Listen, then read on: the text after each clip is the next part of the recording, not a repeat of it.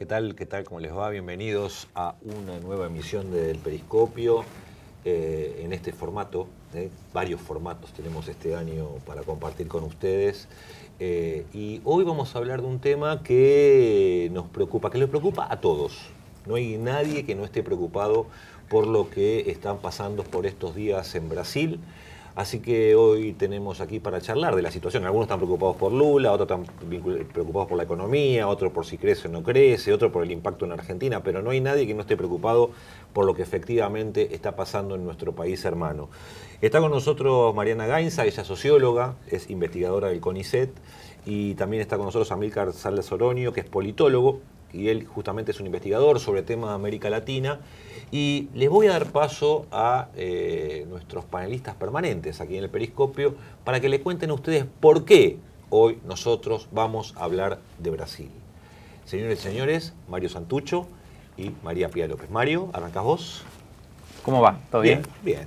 Sí, acá me dieron la tarea de arrancar. Bueno, básicamente tratar de presentar de qué se trata, ¿no? Bueno, como decís vos, hay mucha preocupación desde hace tiempo ya, lo cual es totalmente lógico y justificado, y vamos a seguir hablando de Brasil, me parece, por un rato más, por un tiempo más, porque es una situación altamente complicada, compleja.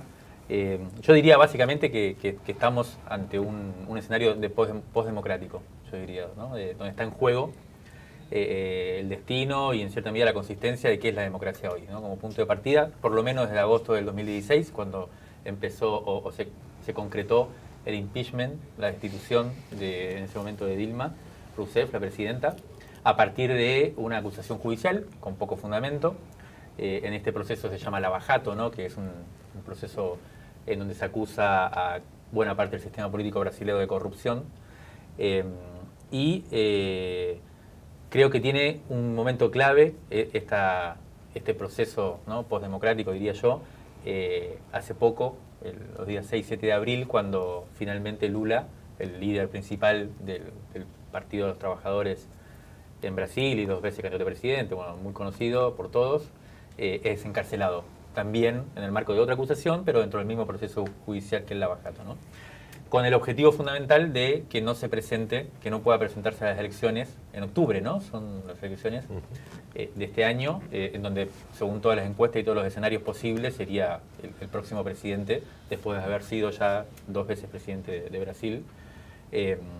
Entonces, es un escenario de mucha inestabilidad, de mucha complejidad, y en donde yo creo que el punto clave de por qué digo que es un escenario claramente postdemocrático es el gobierno actual de Brasil, ¿no? Es el gobierno de Temer, que surgió el vicepresidente, en este caso de Dilma, y que asume luego de ser destituida, y que tiene un punto fundamental, creo yo, que es un gobierno que solamente puede hacer lo que está haciendo porque no ha sido votado, ¿no? O sea, si los brasileños hubieran tenido que votar un programa, o lo que sea, claramente no hubiera votado lo que está haciendo Temer. Entonces, no es solo en este caso, que se está juzgando, que se está evaluando, que se está tratando de el ataque concreto hacia ciertas figuras de un sector político, sino que se está llevando adelante una lógica de gobernabilidad que se basa en el principio de que no puede ser votada, no sería votada.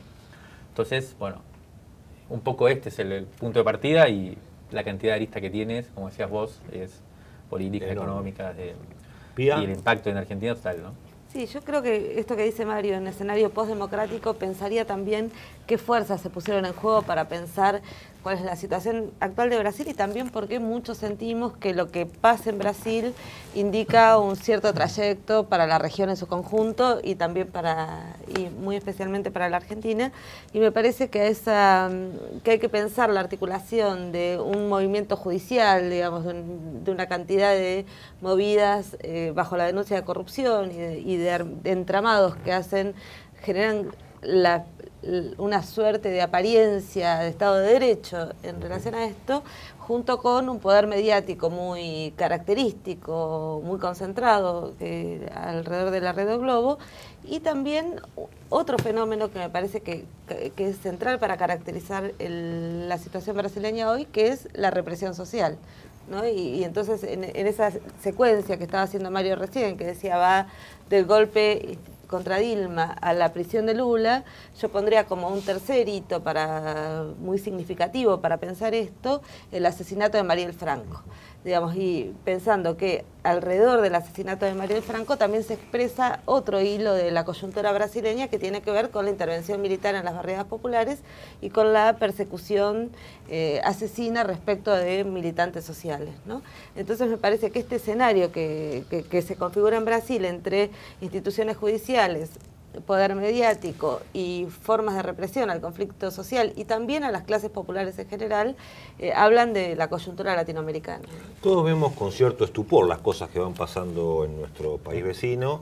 Hay cosas que nos sorprenden, digamos, desde aquellos que se sorprenden por la corrupción hasta aquellos que ven que no se lleva adelante los procesos, los debidos procesos para que la justicia tome determinaciones. Me interesaría, más allá de esta discusión que nosotros tenemos habitualmente, que uno más o menos está informado, arrancaría con Amílcar preguntándole cómo caracteriza la situación actual, con más información, con más datos y tratando de superar este estado de cierto estupor que tenemos los legos cuando nos enfrentamos a una situación como esta. Sí, a mí me parece que, como decía Mario, el gobierno de Temer es un gobierno que no fue elegido. La última vez que Temer se presentó como candidato, como diputado para el estado de San Pablo, salió último en la nómina de los diputados que entran por ese estado. Es un político que ha hecho su carrera básicamente a partir de los arreglos dentro de la clase política y su sobrevivencia tiene que ver con eso. Su legitimidad propia realmente es muy escasa, más cuando llega a la primera magistratura por un golpe como el que se le dio a Dilma. ¿Podríamos pensar en un político argentino que fuera así como Es muy Temer? difícil porque él llevaba décadas, ¿no es cierto?, en esos pasillos. No sé. No. Pero Pichetto todavía no, por suerte, todavía no llegó a la presidencia. Pero llevó décadas y la agenda de medidas que tomó en estos 2 años va desde intervenir los aspectos de la seguridad pública en el estado de Río de Janeiro, ¿no? Es decir, poner a un militar ahí al frente, cosa que no había pasado nunca desde la recuperación democrática, hasta lotear los campos de petróleo de aguas profundas, que Brasil tiene la mayor reserva descubierta del siglo XXI, a establecer una cosa muy curiosa en la agenda neoliberal de América Latina y creo que del mundo, que es por 5 mandatos consecutivos impedir el aumento de la inversión pública en salud y educación.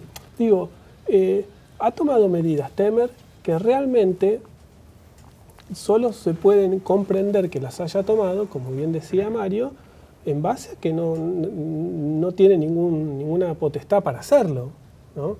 Por eso reafirma un poco que la situación que está viviendo Brasil es de golpe. No podemos discutir este escenario postdemocrático, excepcionalidad, bueno, pero hay una circunstancia de vulneración del Estado de Derecho, ¿no?, que hace que la agenda, ¿no?, más allá de la figura, pero la agenda que han puesto Temer en este tiempo es muy preocupante, por lo que va a quedar como escenario para adelante. ¿Y ese escenario, Mariana, tiene otros componentes aparte de esta figura central de Temer? Sí, o sea, claramente la destitución de Dilma Rousseff es producto de una articulación de fuerzas políticas y de fuerzas sociales que fueron cobrando un peso cada vez mayor a lo largo de los gobiernos petistas y sobre todo a partir de la elección de Dilma Rousseff como presidenta en el año 2010, ¿no? ¿Cómo podemos caracterizar esos sectores?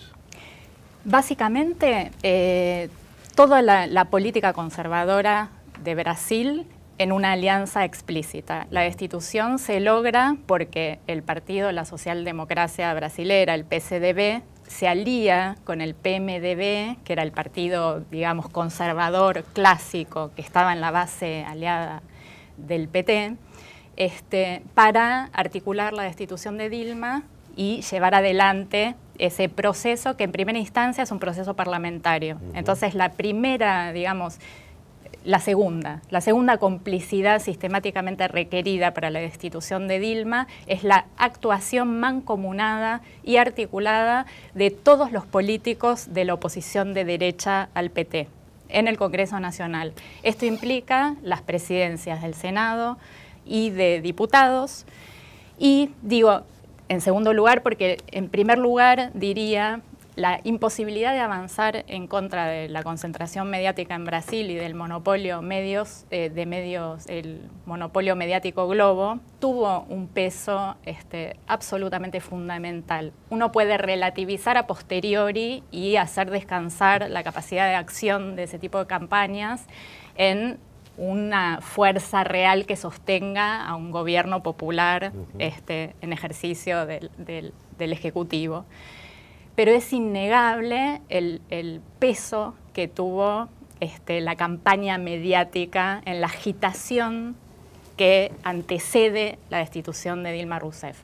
Esto tiene que ver mucho también con la transformación de la revuelta de 2013, lo que se llama las jornadas de junio, que originariamente fue una manifestación democrática, sobre todo de juventudes de izquierda o no directamente políticas, pero con claras demandas de democratización en relación a la educación, en relación a la salud, en relación a los deportes, una protesta por el gasto público en mega eventos deportivos, en las Olimpiadas, en el Mundial de Fútbol, que era vivido efectivamente como un gasto que un Brasil con el grado de desigualdad, el grado de pobreza que tenía, no podía darse el lujo de sostener, ¿no? Entonces esas revueltas de junio de 2013 empiezan efectivamente como una manifestación y un pedido de democratización.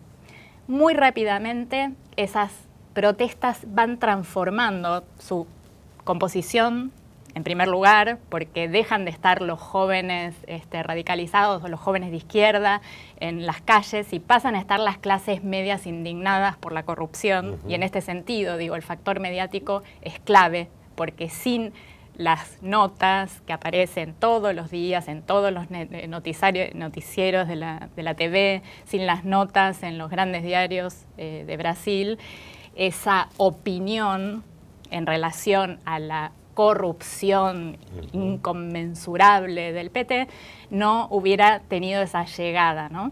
Y agrego también, en relación a esto, la acción en redes sociales, que eso fue una gran novedad y que en Brasil en particular tuvo muchísimo peso. O sea, Brasil entró en la reedificación de la comunicación popular mucho antes que nosotros y de manera mucho más masiva.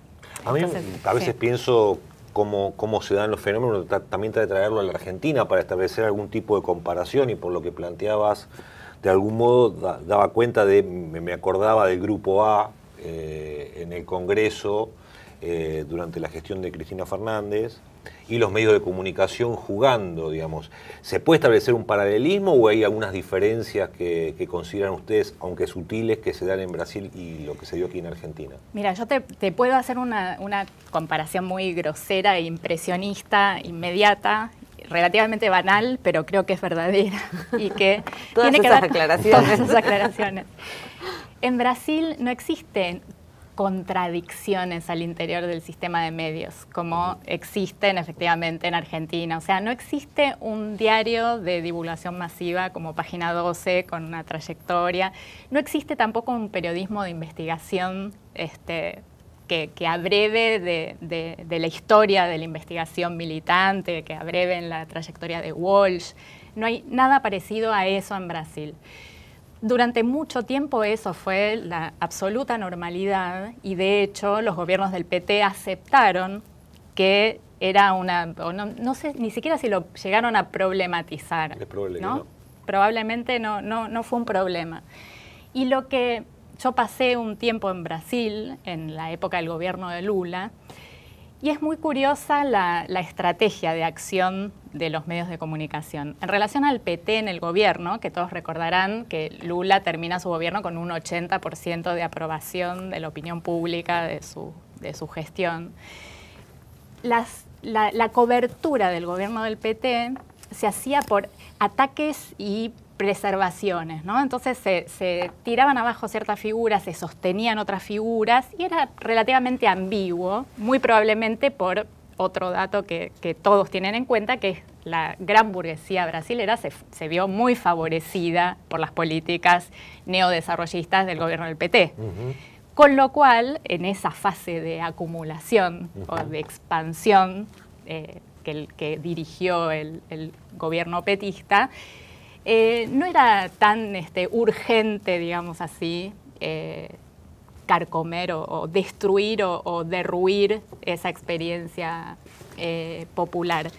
Sin embargo, lo que era curioso en aquel momento es que la cobertura latinoamericana era de una tendenciosidad y de una grosería, de vulgaridad nunca vista. O sea, para un argentino ver la cobertura que se hacía en los grandes medios de comunicación brasileros de la situación latinoamericana, desde Chávez hasta Evo Morales, pasando por Néstor Kirchner, por Cristina después, por el Ecuador de Correa, era francamente muy grosero, sin medias tintas, sin ninguna sutileza. O sea, no era una línea editorial, era una especie de panfleto grotesco, que era lo que todo el mundo consumía. Y consumían los universitarios, inclusive. No había medios alternativos para compenetrarse con procesos democráticos o de democratización o de tentativas de democratización que estaban teniendo lugar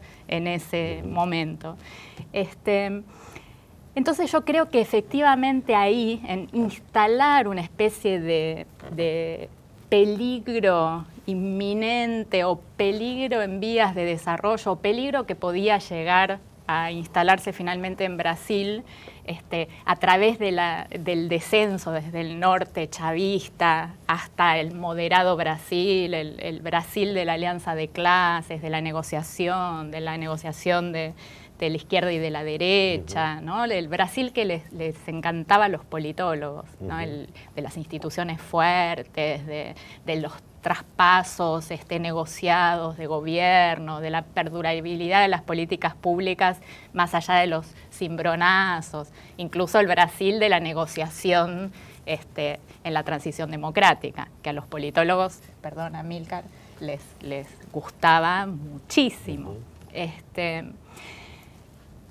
Pero ahí en tu relato, Sí. Mariana, lo que estás señalando es como que había un Brasil de las instituciones que que era el que encandilaba la politología nacional, entre otras cosas, y otro Brasil que estaba transcurriendo, que era el de la construcción de un poder que iba a moldear finalmente la idea de corrupción como último argumento explicativo sobre la experiencia del PT en el gobierno.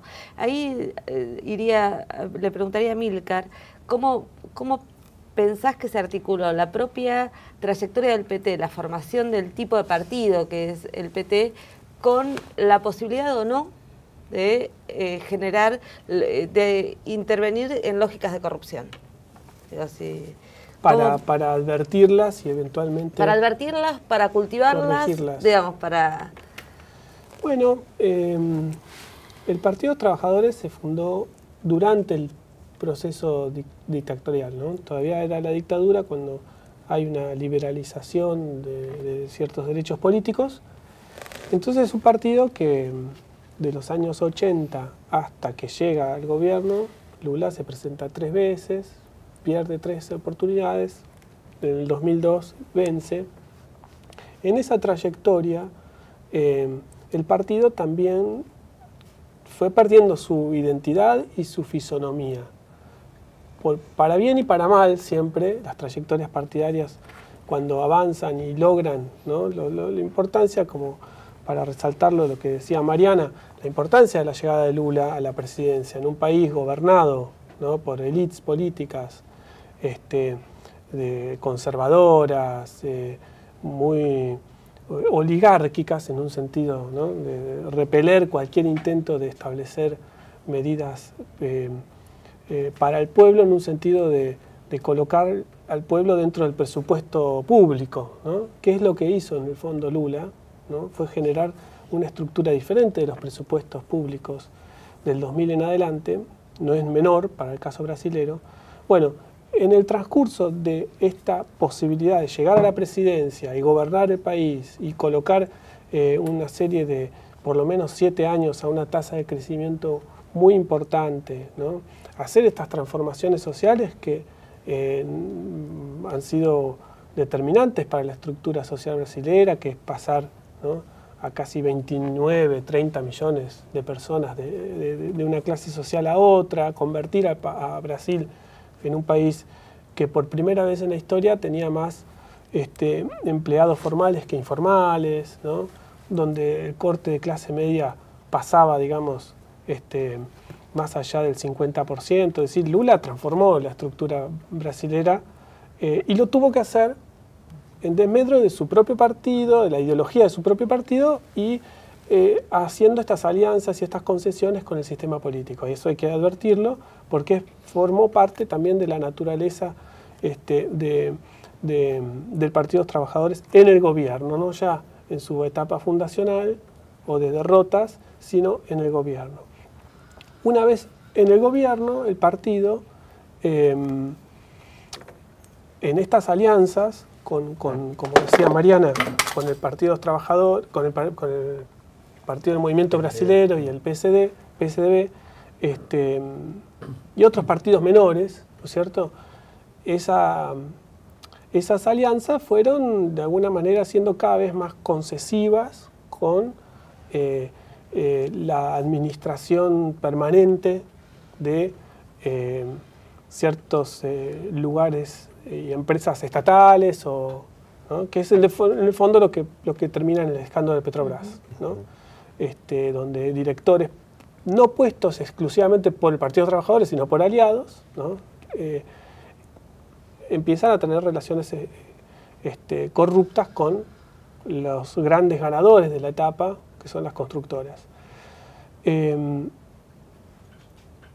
Una pregunta interesante para entender también este descalabro democrático, escenario postdemocrático, como decía Mario, es, bueno, ¿en qué momento cortar esas alianzas políticas, ¿no? ¿En qué momento decir, bueno, acá esto es tolerable, esto no, ¿no? Eso es un aprendizaje que hay que en algún momento sacar en limpio, porque forma parte también de la pregunta por el poder que uno eventualmente puede ejercer, ¿no? ¿Hasta qué lugar? No sé si el Partido de los Trabajadores ha realizado esa crítica o autocrítica, ¿no?, de la línea a trazar, ¿no?, con los Cunha, con los Renan Calheiros, con todos estos personajes, ¿no?, que han vivido, Temer es uno de ellos, de estas vueltas dentro del sistema político.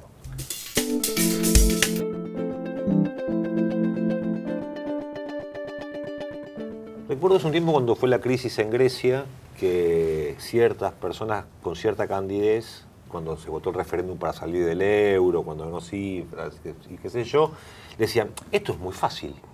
Asume Néstor Kirchner con la baña, se salen del euro, negocian las deudas con los bancos y todo sigue para adelante. Si nosotros lo hicimos, ¿por qué no lo puede hacer Grecia? Y vinculado al tema de Brasil aparece algo más o menos parecido. Es decir, si lo meten en cana a Lula, que es un líder popular, tan querido, con un partido tan importante, ¿por qué no pasa lo que pasó acá el 17 de octubre del 45? Nosotros lo tenemos relativamente cerca, o el 19 y 20 de diciembre del 2001. ¿Por qué no pasa eso en Brasil? Les pregunto a ustedes que son los que saben. ¿Quién arranca, Amílcar o Mariana? Le doy la palabra a Mariana. Que nosotros no sabemos. No, yo no sé, ¿ustedes lo tienen claro? Con una brevísima aproximación. En Brasil, a diferencia, qué sé yo, de la 18 de julio o de la Plaza de Mayo, Plaza de Congreso, no hay un punto neurálgico donde se defina la política, porque está la Avenida Paulista en San Pablo, la Avenida Brasil en Río. Y la capital está lejos. La capital es Brasilia, está el segundo distrito electoral del país, que es Belo Horizonte, está Bahía, que fue capital de la República, está Porto Alegre, que fue la capital de la resistencia al golpe del 64. Es decir, Brasil es una serie de lugares, ¿no?, donde se dirimen las políticas al mismo momento y en distintos tiempos y espacios. O sea, el carnaval tiene un lugar donde se fija, la política no. Exactamente. Sí. El carnaval ocurre en sí, todos lados al Río mismo de tiempo. Janeiro. Sí. Bueno, la imagen más vistosa, Claro. pero digo, después Sí, está descentralizado. los grandes blocos de carnaval, por ejemplo, están en otros lados también. Sí. Yo tomaría la pregunta, pero le cambiaría un poco, menos pensando en qué es lo que debería pasar si fueran argentinos, los Sí. brasileños,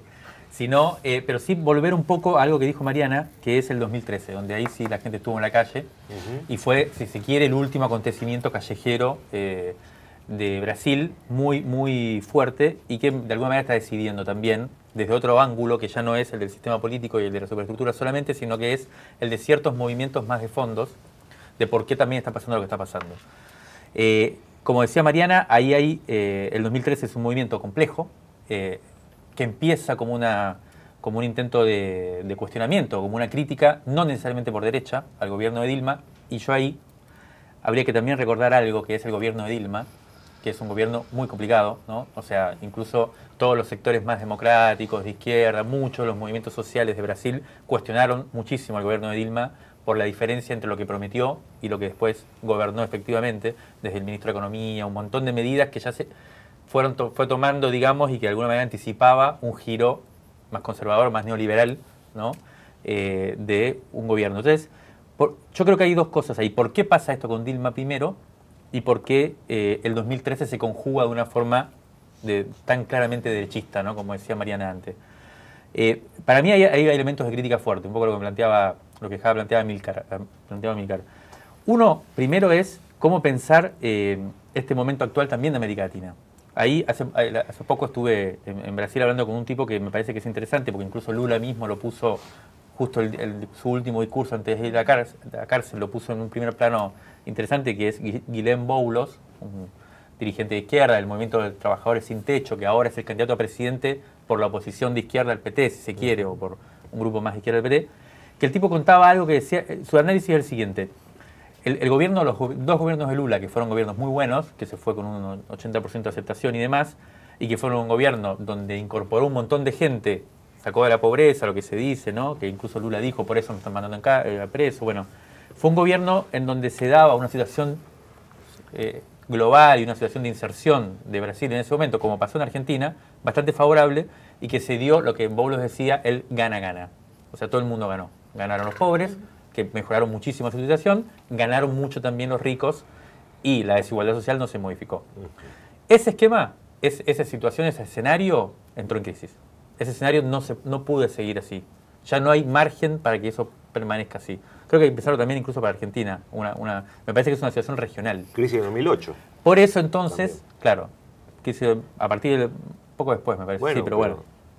A partir de ahí, yo creo que hay un análisis para pensar, ¿no? Entonces, ¿por qué entonces un gobierno como el de Temer puede hacer esta forma de gobierno y tiene que hacerlo sin ir a elecciones? Tiene que hacerlo de esta manera, postdemocrática, diría yo.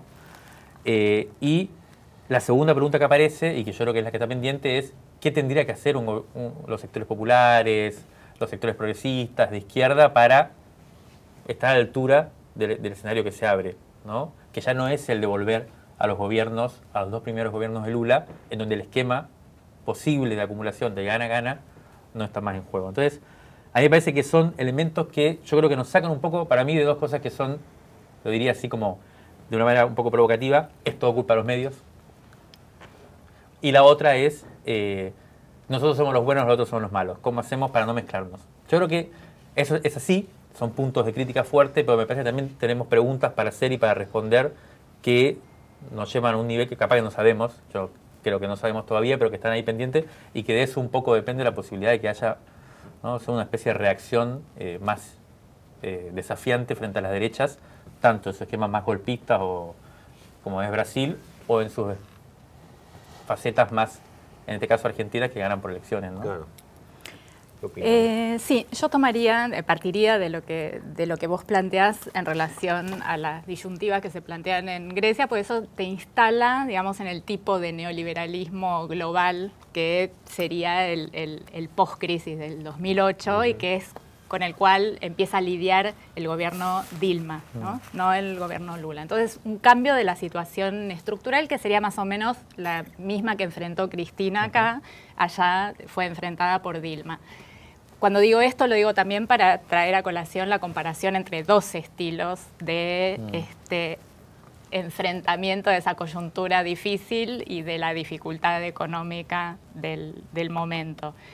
claramente no se puede comparar el carácter, digamos así, ofensivo, hasta dramático de la posición política del kirchnerismo y de Cristina K con la tibieza de Dilma en una coyuntura similar, que, digamos así, es como si el PT no hubiera entendido que el requisito para una tentativa de defenderse, ya ni siquiera voy a decir de una profundización en un contexto donde el PT no había dado de sí todo lo que podía para una profundización democrática. Dio grandes pasos en el sentido de una redistribución de la renta, de políticas de inclusión, pero sobre la base de una desmovilización enorme de sus bases.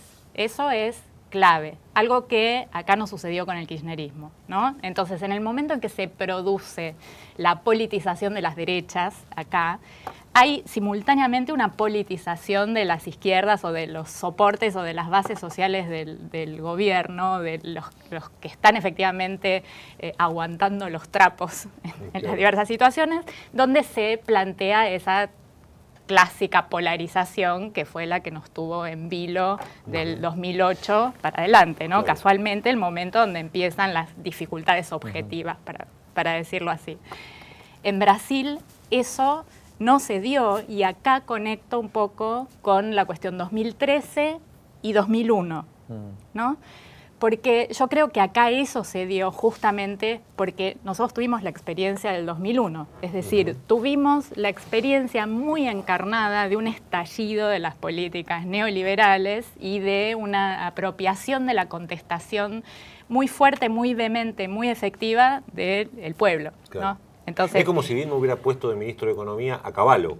exactamente, sí, un neoliberal explícito, ortodoxo, sin ningún tipo de matiz, suponiendo que había margen de negociación, que no se termina de entender realmente si es una torpeza mayúscula, una falta de comprensión de la situación de Brasil, de la situación latinoamericana, del contexto mundial, una enorme ingenuidad por pensar que entonces sí le iban a permitir seguir adelante con su gobierno, ¿no? Claramente es lo que pasa a lo largo de toda la primera fase de su gobierno. Los ministros de Dilma van cayendo uno tras otro, y ahí me hace acordar de vuelta a nuestros cambios de presidentes en el pre-2001, justamente porque era un contexto que no se sostenía esa política y no se lograba negociar con esos aliados, que eran aliados circunstanciales. Claro. La derecha histórica de Brasil solo puede ser un aliado circunstancial de un gobierno con una trayectoria, una historia de luchas populares como la del PT. O sea, el PT asciende, sube con el apoyo del Movimiento Sin Tierra, con el apoyo de la CUT y con una memoria de luchas sociales que podemos decir, no honró más o menos. Y con una cantidad de acuerdos políticos también con otras fuerzas. Digo, ciertamente. Ahí planteas vos una cantidad de cuestiones, si fue torpeza, ingenuidad. Uno podría pensar, a lo mejor no le daba para otra cosa. Amílcar, vos que... Sí, bueno, eso... Capaz que no te da para otra cosa. Digo, que está bien Kirchner lo tuvo arredrado también en su momento en el Banco de la Nación, sí, ¿no es cierto? Sí, son esas concesiones. A mí me parece que mirar esas concesiones y los límites está bien, no es un ejercicio de ser más críticos o menos, o indulgentes, dada la posición. También el gobierno de Dilma, Dilma fue la que instaló la Comisión de la Verdad, Dilma es la que también motoriza una serie de cuestiones de políticas públicas en un sentido afirmativo, ¿no? Que no se la perdonan a Dilma, ¿no? Dilma en un momento, ella mantiene el ministro de Economía de Lula, Guido Mantega, al principio, después va a girar, ¿no?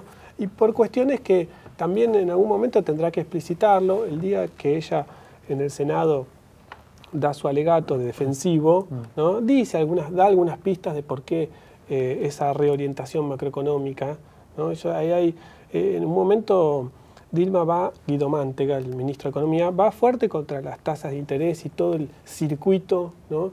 de los bancos, que son 4 bancos los que controlan, ¿no es cierto?, el mercado en Brasil, así como son 4 medios, son 4 bancos.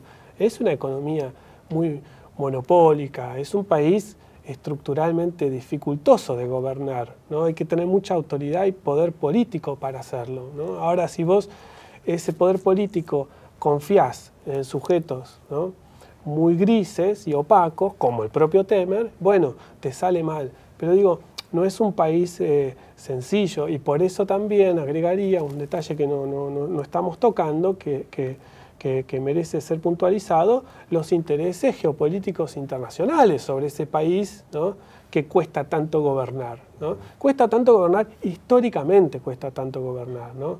Brasil, por eso yo enfatizo, no tuvo nunca un presidente popular como Lula. No lo tuvo. Y tampoco va a tener, me parece, una figura tan importante como la de Dilma, que quedó, obviamente, vilipendiada por la historia, porque es la que sale, ¿no?, en la misma fotografía con Collor de Mello, que sí, era un ladrón, ¿no? Bueno, y no tiene nada que ver. Una mujer noble, ¿no?, que comprometida con las causas, ¿no?, más honestas de su país, y que también trató de dominar eso y no lo pudo, ¿no? Así también habría que escribir el capítulo de Dilma, porque si no queda como, bueno, se le fue de las manos, fueron perdiendo el control. Y la verdad es que también hubo un interés. 2013 es el año de las marchas, las movilizaciones de junio, pero es también cuando salta el escándalo de los Wikileaks y la National Security Agency había pinchado todos los teléfonos de Petrobras y del gobierno Dilma. Entonces hay un interés geopolítico detrás que hace que se reconfigure muchas de las pasiones políticas y los recursos políticos internos de Brasil. Y esto no es un detalle menor.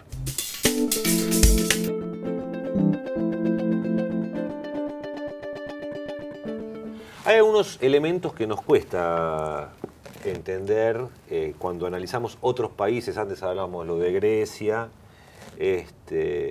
La sensación que uno tiene, a diferencia por ahí de nuestro país, es que los brasileños no tuvieron efectivamente un 17 de octubre, no tuvieron grandes movilizaciones que cambiaron por algunas definiciones que daban nuestros invitados hace un ratito.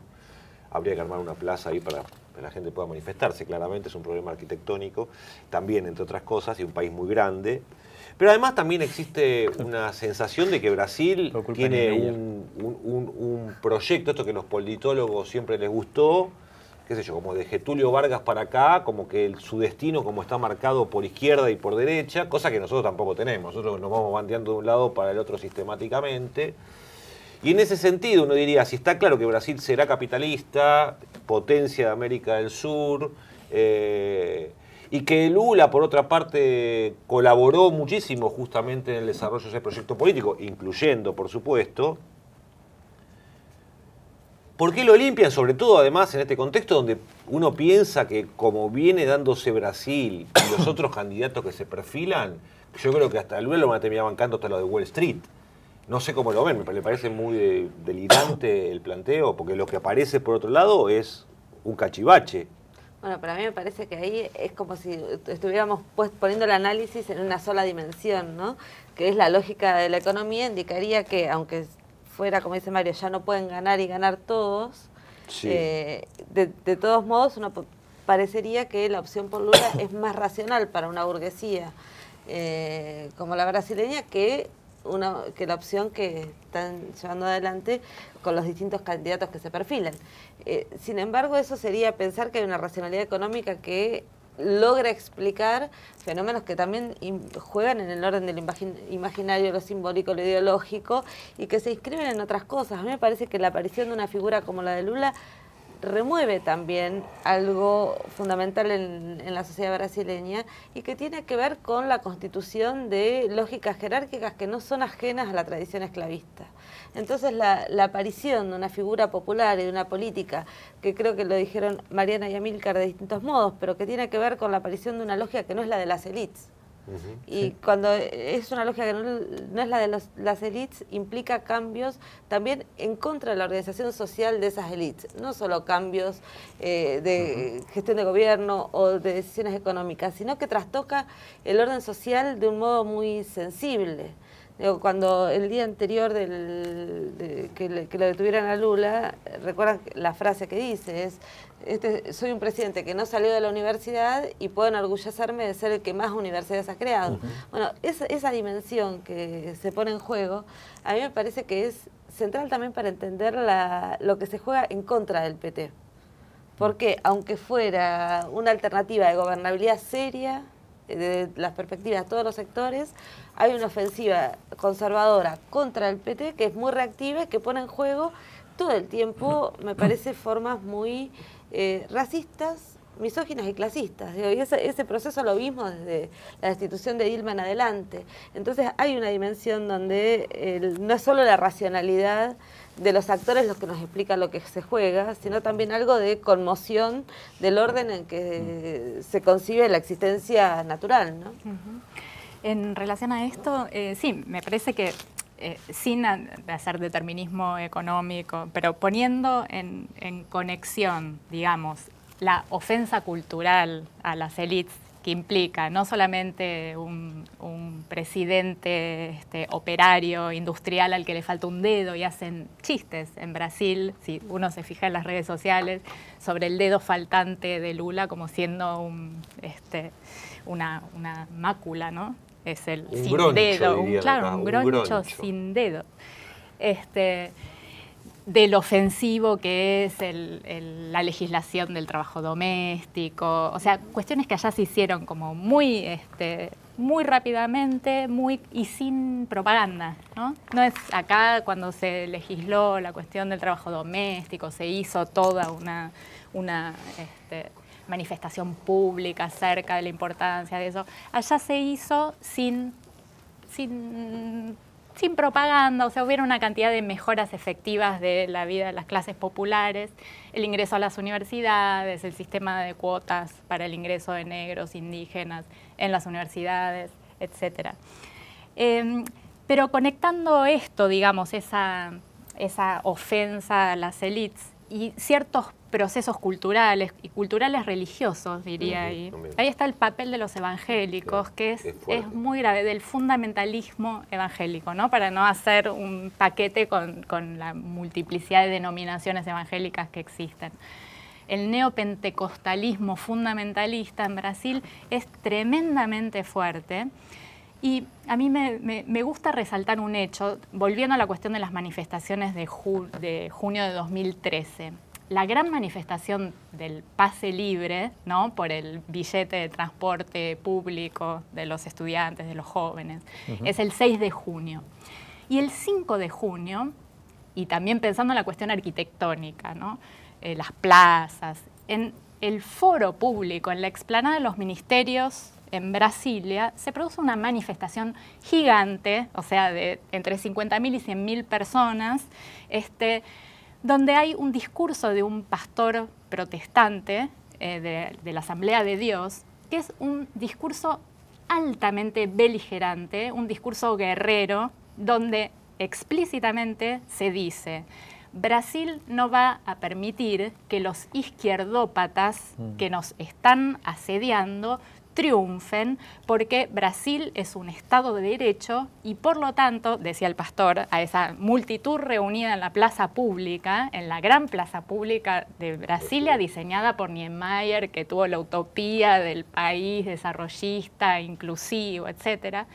En ese contexto, él dice, porque hay Estado de Derecho en Brasil, yo puedo declarar mi oposición al activismo gay en esa plaza, y dice: puedo declarar y decirle a los jueces del Supremo Tribunal Federal, decirle a los señores diputados, decirle a los fiscales, decirle a Brasil entero que no vamos a permitir que los izquierdópatas avancen porque este es un Estado de Derecho y porque los brasileros, ¿no? Entonces todo el discurso del orden, de la moral convencional,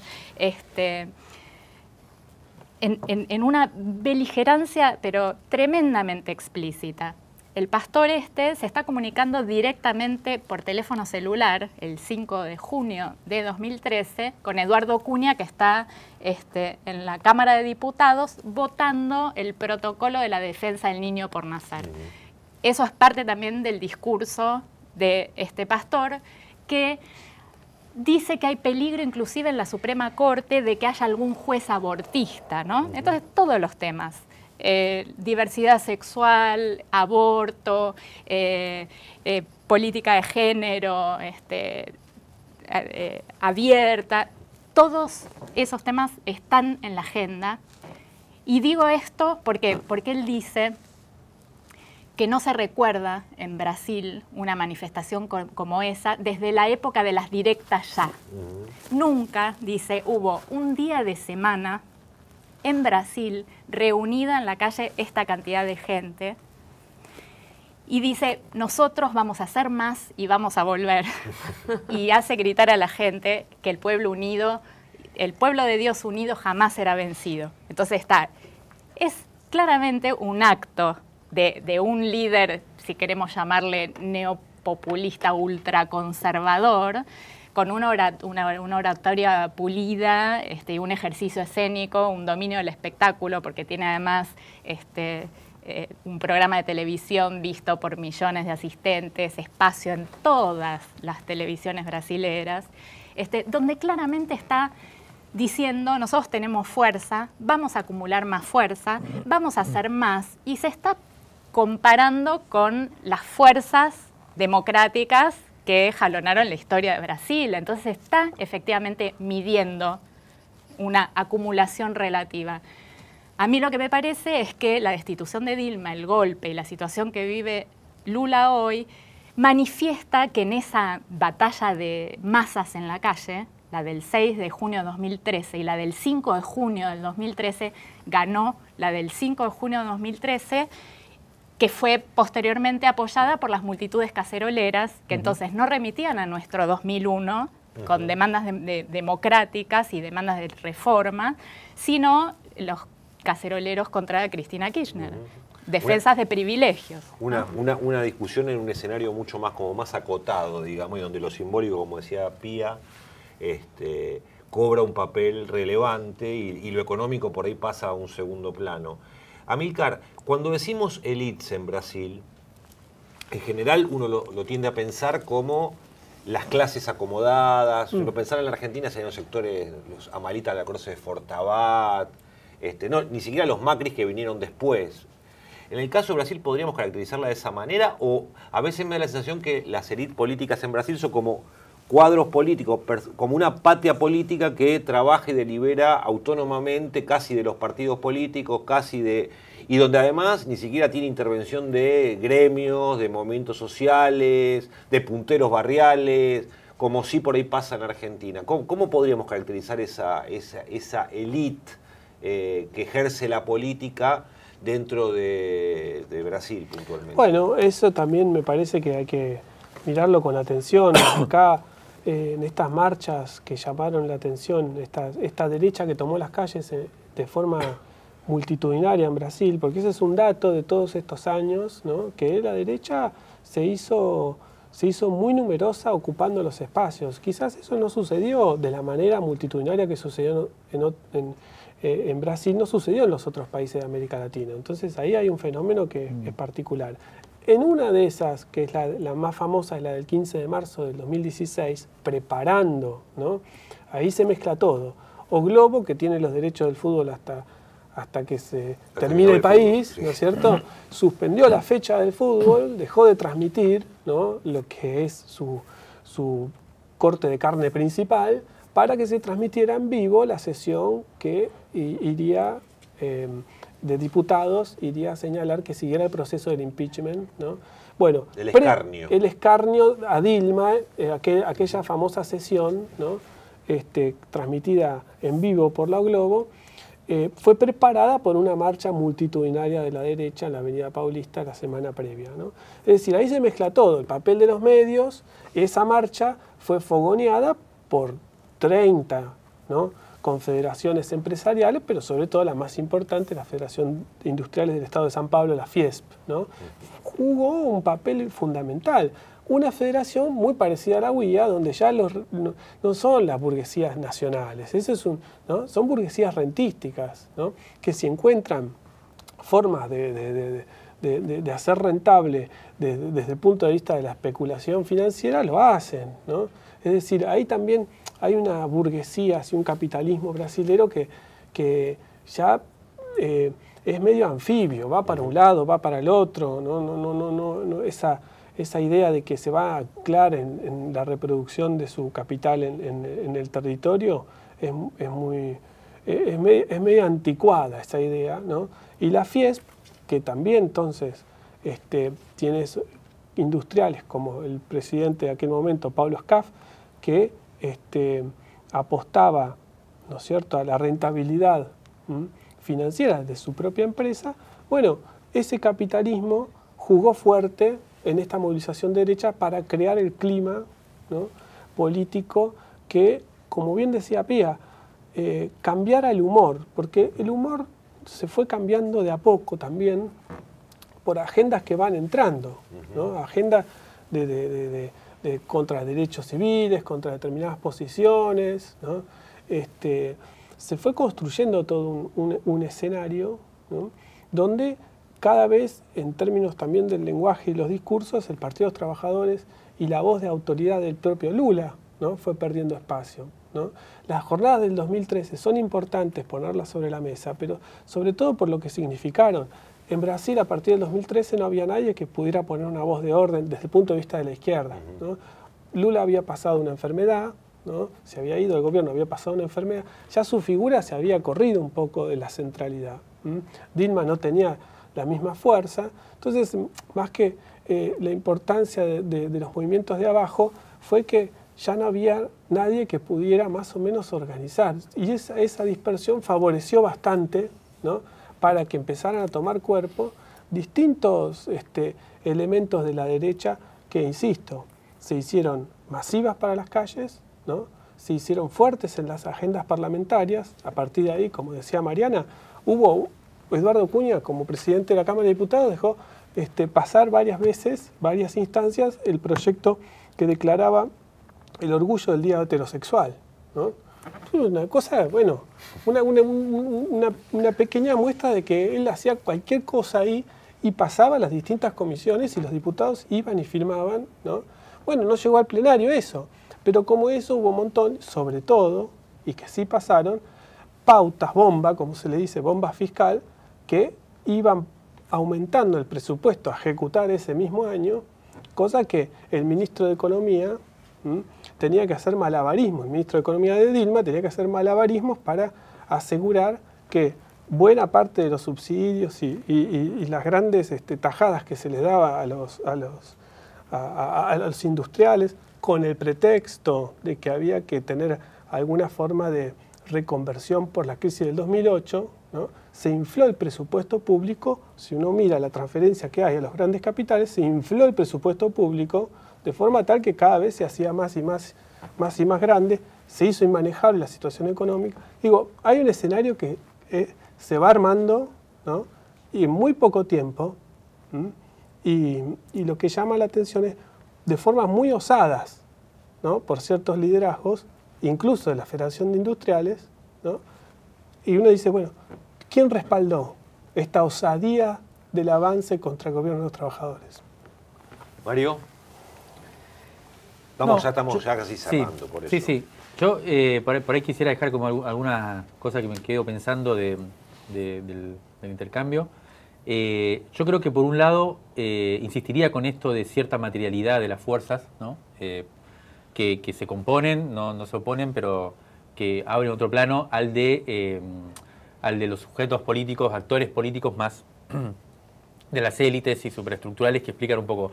Yo creo que un poco lo que decía ahora Amílcar, creo que también en el 2013 las movilizaciones y demás pusieron en juego de alguna manera cierto límite del proceso de incorporación o de democratización puesto en juego por los gobiernos, en este caso el de Brasil, creo que algo también, el de PT, creo que algo también se puede ver acá. Por ejemplo, fueron muy puestos estuvo muy en discusión el modelo de ciudad que se construye en Brasil con la incorporación de tanta gente al consumo, ¿no? Las grandes movilizaciones empezaron por el tema del transporte, por el aumento del precio del transporte, por una... Bueno, me parece que es un eje para dejar también en discusión. sobre todo por la posibilidad de reponer una lógica popular y, si se quiere, de izquierda para el futuro, ¿no? de discusión con la hegemonía que parece hoy instalarse o la preeminencia que parece instalarse por parte de la derecha. Por otro lado, también, Amílcar antes enumeraba las medidas tomadas por Temer, por ejemplo. Y hay una que es fundamental, que es la reforma laboral. No, había dicho el tema del petróleo, el presal, el tema de el congelamiento del presupuesto social y el tema de la reforma laboral, que es el otro eje clave y que también me parece que es lo que esa burguesía y ese modelo de expropiación, si se quiere, de los recursos y demás y las necesidades propias de la acumulación hoy implican como decíamos antes, salir del esquema de ganan-ganan, ¿no? Precarizar, y eso muy claramente va avanzando. Me parece que es un eje de discusión también para acá y que va a ser transversal y que tenemos que ver cómo hacemos para... Es otro eje. Después, un punto importante me parece que es el escenario que ha planteado ahora, con una posibilidad muy grande de Lula, que no se puede presentar a elecciones, ¿no? ¿Y qué pasa? Y ahí donde yo creo que aparece algo de lo que decía Pía, también Mariana, que es algo que aparentemente ya se dice mucho, que es que Lula excede por mucho en su popularidad, en su relación con todo este proceso simbólico que tiene muchos años de historia y demás, al PT, ¿no? Parecería darse una situación en la cual el PT deja de tener la capacidad de hegemonizar o de conducir a las fuerzas progresistas de izquierda, y Lula aparece con mucha fuerza. Por lo tanto, va a haber un eje de ataque fuerte ahí, y hay que ver en esta situación cuál puede ser un reemplazo de Lula.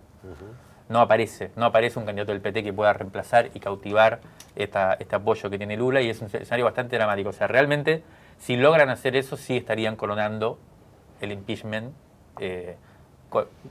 dejando como presidente a alguien que sea mucho más de los sectores de poder, ¿no? Se habla de Alckmin, ¿no? Que es el gran candidato del establishment hoy en Brasil. Podría ser también Marina Silva, podría ser alguien más moderado.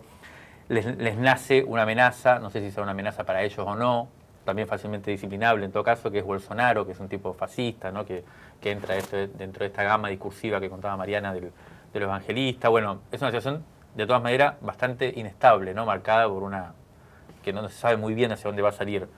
Y un último punto, diría, ya para terminar, es la discusión sobre si posdemocracia o interrupción del Estado de Derecho. Yo creería más que es lo primero. Creo que hay una discusión en este sentido que me parece que no está... que cómo la damos, ¿no? Creo que el tipo de Estado de Derecho al cual están apostando hoy los sistemas políticos, no solo las élites, sino también los sistemas políticos, con toda esta gama de partidos políticos, la justicia como poder tan fuerte, es un Estado de Derecho que se va a cerrar sobre esta cosa y que va a poner como dentro de las reglas, va a cambiar la regla de juego. Va a cruzar umbrales y va a ser posible, por lo tanto, dejar candidatos afuera, meter preso a gente como está pasando acá también. Entonces, me parece que habría que pensar en un esquema de un sistema político que va hacia eso y cómo la gran dificultad de pensar cómo puede haber un ciclo popular nuevo, cómo puede haber una apertura de vuelta a eso democratizadora, como se está cerrando la cosa, ¿no? Un Estado de Derecho sin justicia sería una especie de cosa así medio loca. ¿Pía? Muy, muy breve, solo agregaría, porque me parece que nos detuvimos mucho y estuvo buenísimo en diagnosticar cómo fue la ofensiva de las derechas, ¿no? Y Mario me parece que está dejando abierta una cuestión que es qué pasa con los movimientos populares y qué balance crítico los movimientos populares tienen que hacer de las propias experiencias. Y yo ahí diría, para mí en el caso de Brasil, de acuerdo a lo que estuvimos conversando, el balance crítico es doble, no solo la experiencia del PT en el gobierno, sino también en las movilizaciones de 2013, porque si esas movilizaciones pusieron en juego una imagen de izquierda frente al PT, al mismo tiempo la derrota de esas movilizaciones y que hoy las movilizaciones no existan frente a una construcción de un escenario mucho más claramente de derecha, también nos obliga a ese balance, ¿no? El balance de la apertura de una discusión sobre los movimientos populares futuros me parece que implica una doble crítica a lo que pasó en el Palacio y en las calles, ¿no? Tengo un amigo que si no hago esta pregunta, y es muy breve, se las voy a pedir que me la contesten, pero es algo que no hablamos aquí, pero se va a enojar conmigo.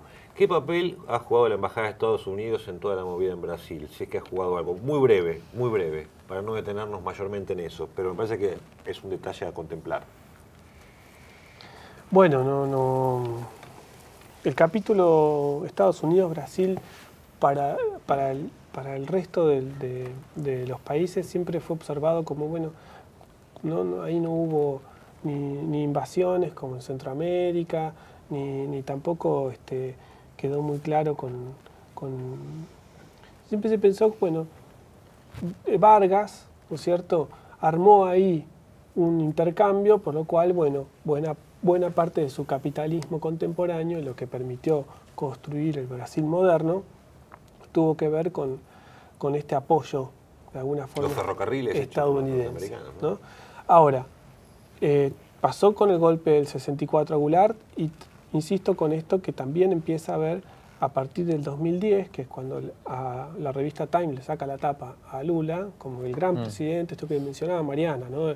El milagro brasileño. El milagro, el nuevo milagro, ¿no? El primero lo habían hecho los militares, el nuevo milagro era este hombre que podía, ¿no?, conciliar todo. A partir del 2010 en adelante es que hay un deterioro, ¿no? y había que de alguna forma desfigurar esta foto, ¿no? Había que empezar a pintarla de otra manera y eso es lo que empieza a pasar. Así se entiende, por ejemplo, solo le doy la palabra a Mariana, el pasaporte de juez Sergio Moro tiene más sellos de entrada y salida a Estados Unidos que, no sé si el embajador, ¿no? Bueno, la embajadora justo era la misma que estaba se reúne siempre allá. La embajadora, cuando lo derrocaron a Lugo, era la misma que va a parar a Brasil en el momento del impeachment a Dilma, ¿no? Bueno, digo, Moro, ¿no?, tiene toda una técnica del proceso penal y de la interpretación, ¿no?, del Código Penal brasilero, armada a partir de sus nuevos métodos, ¿no es cierto?, de abordaje a las cuestiones judiciales y jurídicas. Esto del lawfare, no es un mero modismo, ¿no?, sino que tiene que ver con incrustaciones, ¿no?, de interpretaciones jurídicas en el marco de determinados, ¿no?, estructuras que permiten o no un razonamiento judicial, ¿no? Bueno, hay injerencia norteamericana también vía judicial, hay injerencia norteamericana vía parlamentaria, ¿no? Fueron los diputados los que votaron, ¿no?, que Petrobras no tuviera el monopolio de la producción, ¿no?, en el petróleo de aguas profundas, y hay también injerencia norteamericana en lo que es el Poder Ejecutivo, ¿no? Digo, ahí están varios ministros que están los diálogos con los funcionarios. Entonces, Estados Unidos tuvo que ver con esto y bueno, si uno lo quiere ver, lo ve, y si no lo quiere ver, bueno, no lo ve, ¿no? Pero digo, es un país, ¿no?, lo suficientemente importante como para que sea desatendido, ¿no?, por el Departamento de Estado y por el Pentágono. Sí, Estados Unidos es básicamente sus empresas, ¿no? O sea que las transnacionales de matriz norteamericana tienen un interés en la explotación de los recursos brasileros a partir del descubrimiento del presal, pero también en relación al Amazonas. O sea, es algo francamente innegable.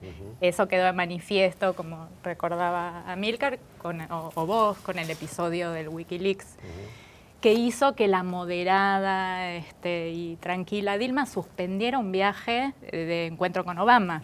O sea, eso fue también, claramente ponía la pauta de la gravedad de que el gobierno brasileño estaba siendo espiado por el gobierno demócrata de los Estados Unidos. Ahora estamos en el contexto Trump, ¿no? Con lo cual todo esto se vuelve mucho más dramático en un contexto de geopolítico tremendamente complicado y donde incluso hay alineamientos en relación a futuros enfrentamientos bélicos o bélicos de nuevo tipo, donde Argentina ya parece estar alineándose también de una manera muy peligrosa. Entonces, la destitución del proceso democrático brasilero en este contexto global, donde ciertamente un gobierno de derecha explícita y de neoliberalismo sin matices como el de Estados Unidos y los principales países europeos, es clave que Brasil entre en la en el nuevo orden mundial de una manera fluida, para fluidificar el dinero producido por Brasil, para fluidificar los recursos que son de los brasileros y para garantizar que sus élites, para volver a sus burguesías transnacionalizadas, participen también de la fiesta del globo.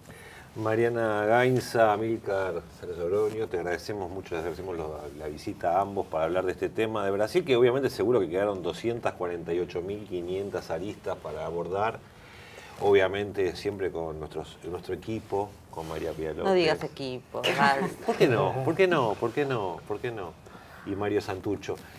Nos encontraremos en unos días nada más, siempre a través de su computadora. Usted tiene que apretar clic y bueno, y cuando no nos aguanta más nos saca. Hay tantas cosas dando vuelta. Hasta luego.